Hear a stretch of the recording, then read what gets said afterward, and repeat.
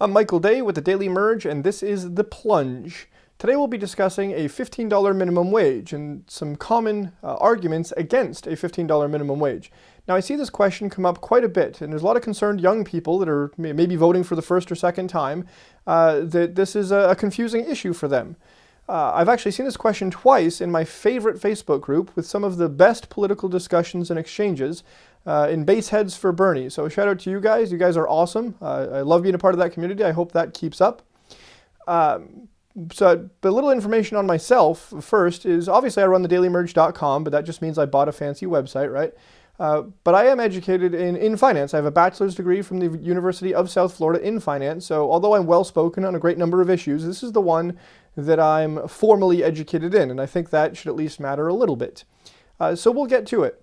Now, like I said, I'm not here to say I'm completely for, completely against a $15 minimum wage. I just want to show that some of the arguments that we see that sound viable are not at all. The first one is the cost of living argument. So it goes that if we raise the minimum wage to $15, then prices will skyrocket up and we won't be able to buy any more goods with our money, right? It'll negate itself. It'll be a wash. And that makes sense on its surface, because we know that corporations don't want to make less money. So that's one of the fundamental things that we're going to remember throughout this discussion, is that a corporation is not going to take a hit to their bottom line just to raise a minimum wage. So yes, prices are going to go up. And this argument would make sense and would be 100% accurate if everyone was currently making the minimum wage, because then the labor costs would shoot up by about double, and you would see prices rise drastically, and nothing would change. Your buying power of the amount of goods that you could purchase with your wages would remain unchanged. But we know that's not the case, right? Most people do not make the minimum wage. Even at a place like McDonald's or Walmart, they have thousands of employees, most of whom do not make the minimum wage, whether it's a shift manager, an assistant manager, a store manager, or the corporate offices, marketing, advertising, their logistics and shipping teams. So the vast majority of even low-wage workers do not make minimum wage.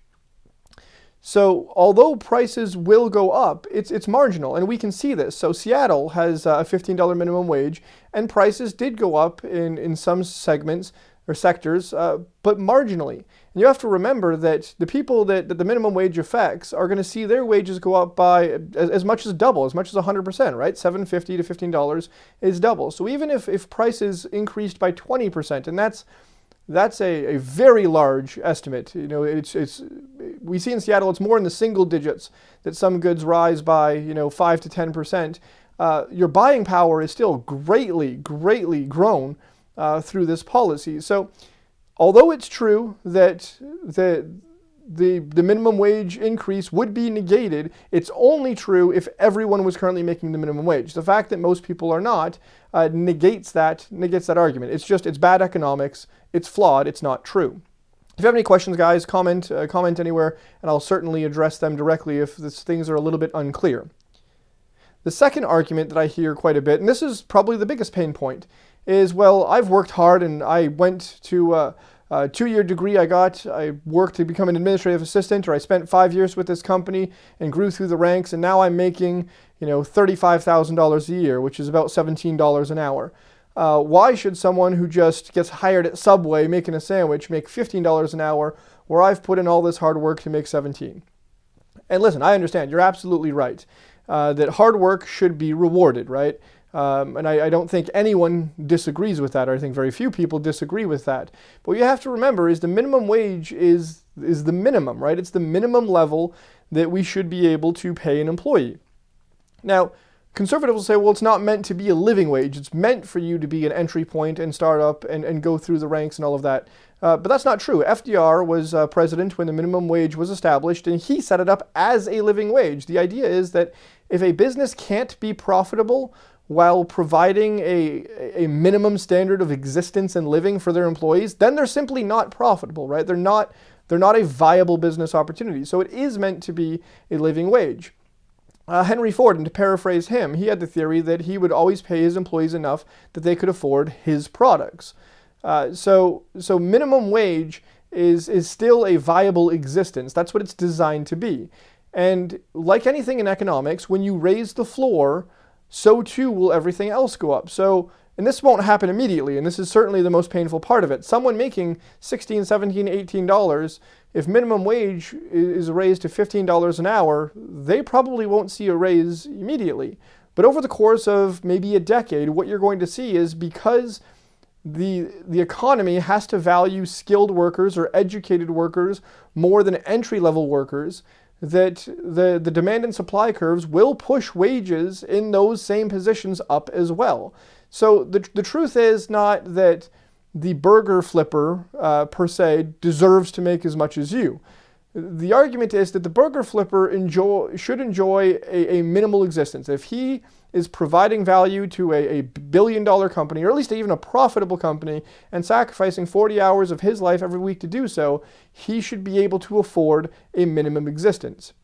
So ignore your own personal pride and your own personal fear that you've worked hard for something, and admit the fact that we owe it to a full-time worker to have a basic existence, which is the point of the minimum wage. And you can't argue that. You can argue that's not what it should be now, but that's why it was set up. And understand and have faith in that when the floor is raised, like anything else in economics, everything else will come up behind it. It'll just take some time. So it'll be painful, and I understand that.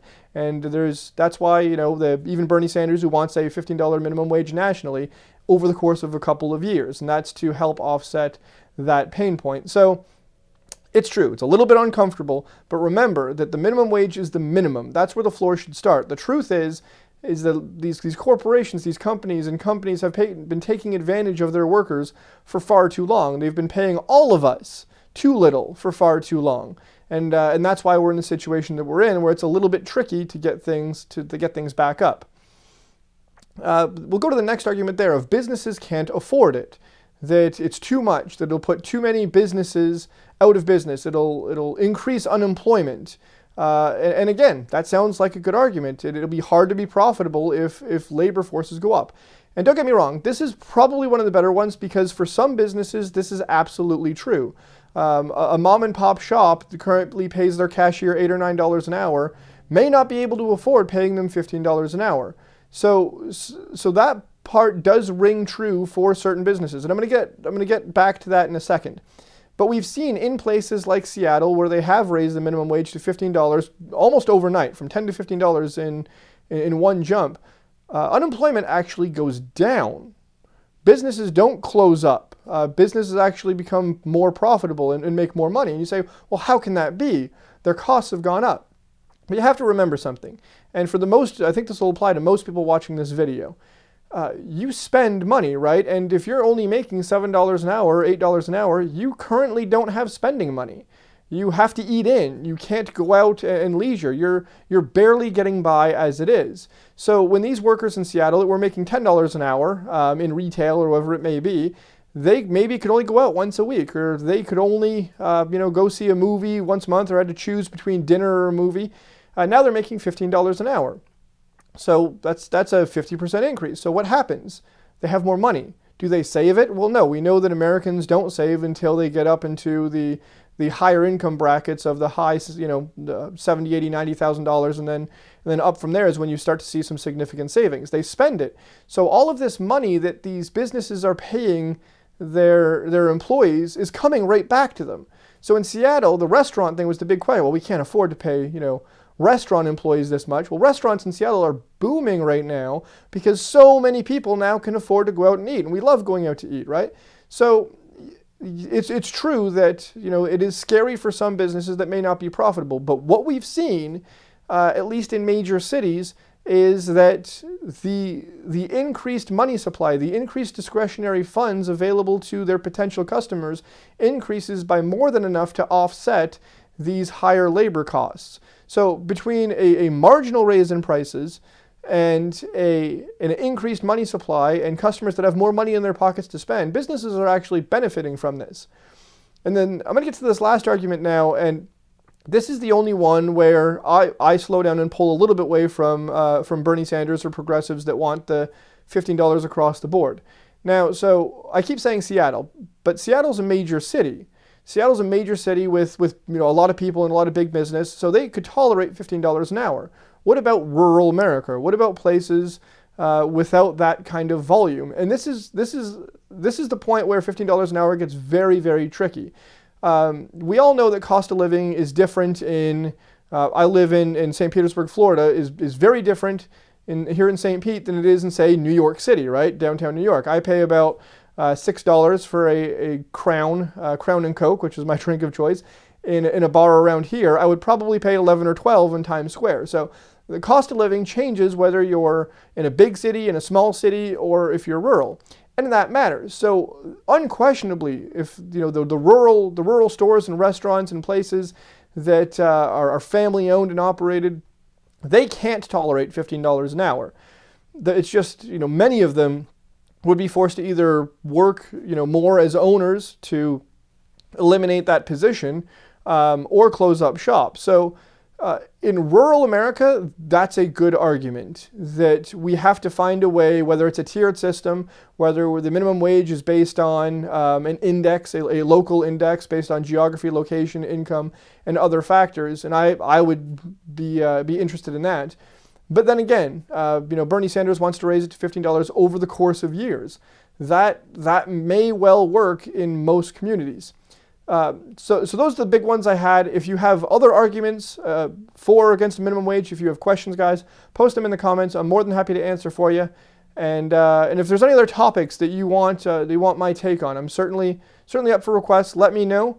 And once again, I got to pitch it because I love them. Base Heads for Bernie. If you like base nectar, it's a great place to go. If you're a progressive, it's a great place to go. And if you just like political discussions, it's a place that you definitely want to check out. So that's Base Heads for Bernie on Facebook. I'm Michael Day with the Daily Merge, and we'll see you next time.